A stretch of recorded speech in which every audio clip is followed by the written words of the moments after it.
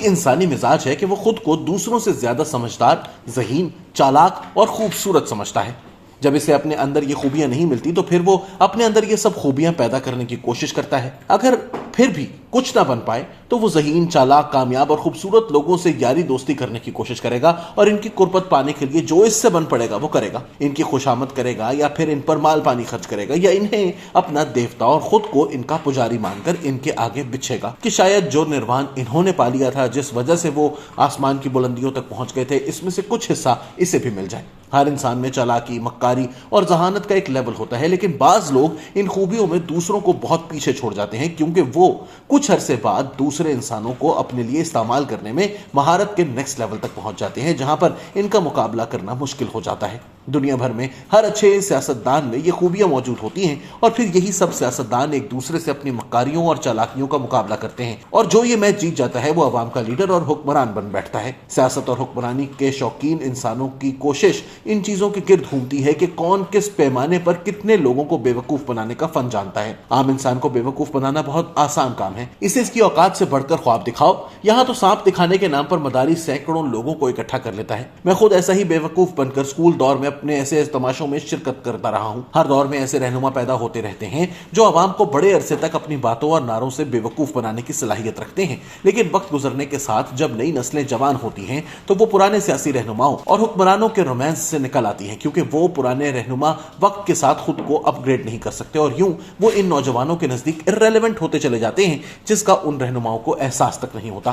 وہ اب بھی پرانے شکاریوں کی طرح پرانے جال لے کر ہی پھرتے ہیں اور یوں دھیرے دھیرے اپنا چارم کھو بیٹھتے ہیں۔ اس دوران نئے دور کا نیا شکاری ان کی اس خامی کو نوٹ کر کے آگے بڑھتا ہے اور نیا جال بچھا دیتا ہے، اور یوں وہ اپنی چالاکی اور ذہانت سے عوام کو نئے خواب دکھا کر اپنے پیچھے لگا لیتا ہے۔ یہ سلسلہ ہمیشہ سے یوں ہی چلا آ رہا ہے کہ ذہین، مکار اور چالاک لوگ ہی دوسروں پر حکمرانی کرتے آئے ہیں۔ کبھی دور تھا کہ جب ایک طاقتور انسان حکمران بنتا تھا تو لوگوں کو لگتا تھا کہ وہ انہیں مصیبتوں، بلاؤں اور جنگوں سے بچائے گا، لیکن یورپ میں جب تعلیم عام ہوئی تو عوام کو محسوس ہوا کہ طاقتور جسم کا مالک ہونا بڑی بات نہیں ہے، اصل طاقتور ذہین شخص ہے اور وہی ان کا حاکم بنے گا۔ یوں جمہوریت میں ایسے لوگوں کو اوپر آنے کا موقع ملا جو اپنی ذہانت سے انسانی مزاج کو سمجھ کر انہیں اپنے پیچھے لگانے کی صلاحیت رکھتے تھے۔ انسان کی ایک اور کمزوری یہ ہے کہ وہ اچھے، مقرر اور بہادری سے بات کرنے والے کو پسند کرتا ہے۔ قدیم یونان میں تقریر کا فن باقاعدہ سکھایا جاتا تھا۔ ایک اچھی تقریر قوموں کی تقدیر بدل سکتی ہے، ایک اچھا مقرر حکمرانوں کے زوال کا باعث بن سکتا ہے۔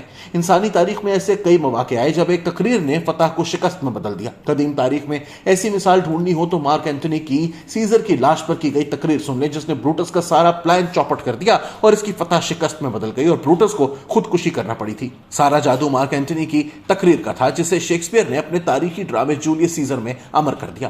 اگر جدید تاریخ سے ایسی مثال ڈھونڈنی ہو تو آپ کو برطانوی وزیر اعظم چرچل کی تقریر ملے گی۔ جب برطانیہ کو جرمنز نے مار مار کر ادھموا کر دیا تھا تو چرچل نے مشہور زمانہ تقریر کی کہ ہم سمندروں میں لڑیں گے، خشکی پر لڑیں گے، اور پوری برطانوی تاریخ بدل گئی تھی۔ اس لیے انسانی جذبات سے کھیلنے کا فن ہی آپ کو بڑا سیاستدان بناتا ہے۔ آپ نے انسانوں پر حکمرانی کرنی ہے تو ان کے جذبات اور احساس کمتری سے کھیلنا آنا چاہیے۔ آپ ان کے اندر دبی ہوئی خواہشات کو سمجھیں اور انہیں ابھارنا شروع کر دیں۔ انہیں احساس کمتری سے نکال کر احساس برتری کا سبق دینا شروع کر دیں، چاہے گھر میں فاقے ہی ہوں۔ ہر انسان خود کو دوسرے سے بالا تر سمجھنے کا شوقین ہوتا ہے، لہٰذا اس کی انا کو ہوا دیں، اسے بتائیں وہ عظیم پیدا ہوا ہے، اس نے عظیم بننا ہے اور اس کی راہ میں رکاوٹ اس کا سیاسی مخالف ہے۔ اگر وہ کسی طرح ان کا حاکم بن جائے تو پھر دیکھیں یہ ملک اور عوام کیسے ترقی کریں گے۔ دنیا میں ان کا ایک وقار ہوگا، دنیا کے جس ایئرپورٹ پر وہ اتریں گے وہاں ریڈ کارپٹ پر ان کا استقبال ہوگا۔ اتنا پیسہ اس ملک میں آئے گا کہ لوگ دنیا بھر سے نوکریاں ڈھونڈنے آئیں گے، ہم دنیا کو قرضے دیں گے، ہم دنیا کے نئے حاکم ہوں گے۔ مزے کی بات یہ ہے کہ صرف اس سیاستدان کو پتا ہوتا ہے کہ وہ سب جھوٹ بول رہا ہے، لیکن اسے سننے والے اس پر ایمان لا چکے ہوتے ہیں۔ آپ ان کو لاکھ کہتے رہیں ان کا لیڈر جھوٹ بول رہا ہے، وہ نہیں مانیں گے۔ اس کی بڑی وجہ سادہ ہے کہ اگر انہوں نے مان لیا کہ ان کا لیڈر جھوٹ بول رہا ہے تو پھر ان کی اپنی شخصیت کی خامی سامنے آئے گی کہ وہ اتنے سادہ اور احمق ہیں کہ انہیں ان جیسے بندے نے بیوقوف بنا لیا اور وہ بن گئے۔ یہ بات ان کی انا ہضم نہیں کرتی، لہٰذا وہ جھوٹے لیڈرز کے جھوٹ پر یقین کیے جاتے ہیں تاکہ ان کا مذاق نہ اڑے کہ انہیں کوئی بیوقوف بنا گیا تھا۔ اس لیے کہا جاتا ہے کہ عام انسانوں کو بیوقوف بنانا بہت آسان ہے، بنسبت اس کے کہ کوئی انہیں اس بات پر قائل کرے کہ انہیں بیوقوف بنایا جا رہا ہے۔ لہٰذا ہر دفعہ جو چالاک اور مکار انسان دوسرے انسانوں پر حاکم بننے کا جنون پال لیتا ہے وہ نئے سرے سے لوگوں کو نئے خواب اور نئے نعرے لگا کر بے وقوف بناتا ہے۔ آپ نے کسی چالاک اور مکار سیاستدان کو پاکستان میں پرانا نعرہ لگاتے نہیں سنا ہوگا جو اس سے پہلے والے سیاستدان لگا چکے ہوتے ہیں۔ وہ ہمیشہ نیا نعرہ تخلیق کرے گا، نئے وعدے کرے گا، نیا نظام تخلیق کرنے کے دعوے کرے گا، کیونکہ اسے علم ہے کہ لوگوں کو نئے سرے سے بے وقوف بنانا آسان ہے۔ نئی زندگی اور نئے طریقے سے عظیم قوم بنانے کا لالچ دے کر اپنے جال میں پھانسنا بہت آسان ہے۔ انسانی مزاج ہے، وہ ہر دفعہ نئے وعدے اور نئے لالچ پر پھسلتا ہے۔ کسی نے ایک فراڈیے سے پوچھا تھا کہ تم لوگوں کا دھندا کیسے چلتا ہے؟ اس نے کہا تھا جب تک دنیا میں لالچی لوگ موجود ہیں ہم فراڈیوں کا دھندا کبھی مندہ نہیں ہوگا۔